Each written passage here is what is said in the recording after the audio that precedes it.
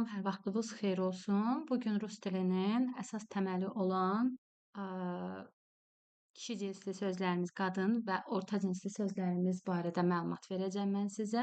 Kişi cinsli sözlərimiz əvvəla mujskoy rod, женский rod qadın cinsli sözlərimiz, средний rod isə orta cinsli sözlərimiz olacaqdır.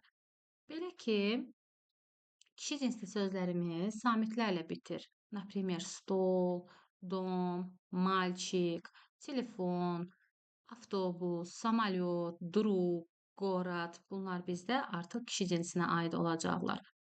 Daha sonra müəyyən sözlərimiz var ki, мягкий знак, yəni yumuşaq işarə ilə bitir. День, словарь, конь. Bunlar artıq bizdə kişi cinsinə aiddir. Amma müəyyən sözlərimiz var ki, bunlar istisnalardır. İstisna, yəni necə? A-la, ya-la bitir və o kişi cinsinə aid olur. Və bu sözlərimiz papa, deduşka, dядя olacaq əlavə olaraq. Məsələn, burada qeyd olunmasa da deyim ki, mужчина kişi deməkdir. Yunaşa gənc oğlan deməkdir və yaxud da kollega iş yoldaşı, həmkar deməkdir və bunlar da bizdə kişi cinsinə aid olan sözlərdir. Sonra gəlir женский rod. Женский rod qadın cinsli sözlərimizdir. Sonluqları mütləq a-la, ya-la və müəyyən qədəri də мягкий знак, yəni yumşaq işarə ilə bitir.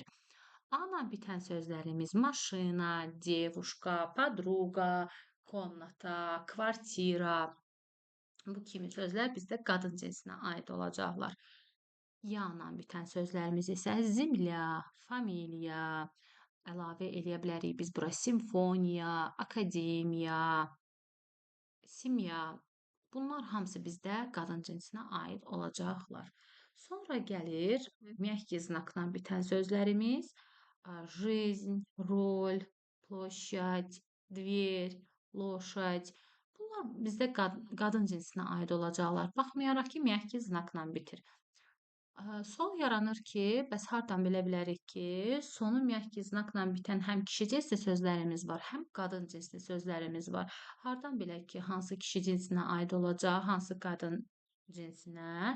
Bu barədə ətraflı növbəti videolarımda izahını verəcəm. Sonra gəlir sredni rod. Sredni rod bizdə artıq orta cins sözlərimizdir. Orta cins sözlərimiz isə artıq o saiti ilə və y saiti ilə bitir. Əsasən.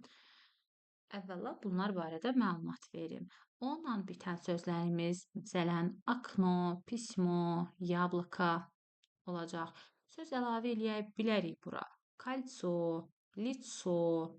Bunlar hamısı malako, maslo, onunla bitir. Maslo yazılır, amma masla deyilir. Bizdə vurğulardandır çox şey asılıdır ki, söz tələffüzü zamanı nələr dəyişir.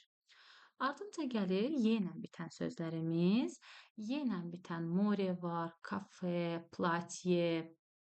Bunlar bizdə artıq baxın zadanie, zdanie, упражнение. Bunlar bizdə hər biri sredni rod, yəni orta cinsə aid olurlar. Və daha sonra gəlir mya sait, mya hecası. Bir var ki, ya saiti ilə bitir. Bax, burada olduğu kimi akademiya, simfoniya kimi məsələn bitir və ya zilya kimi bitir, familiya kimi bitir. Bunlar bizdə qadın cinsidir. Amma sırf mya hecası ilə bitirsə, ancaq və ancaq mya hecası ilə. Bu zaman bizim ismimiz, sözümüz orta cinsə aid olacaq. Yəni sredni roda aid olacaq. Bax, burada nümunələrini görürük biz. İmya, время, plamya və s. bu qayda ilə davam edir. Növbəti qaydamızın izahı isə sizə sonu məhkii znaklarla bitsə də kişi cinsinə hansı sözlər aid olur, qadın cinsinə hansı sözlər aid olur və biz o sözləri oxuyarkən hardan bilək ki, hansı kişi cinsinə aid olacaq, hansı qadın cinsinə və qaydalar nələrdir? Növbəti dərs videolarımızda görüşənədək.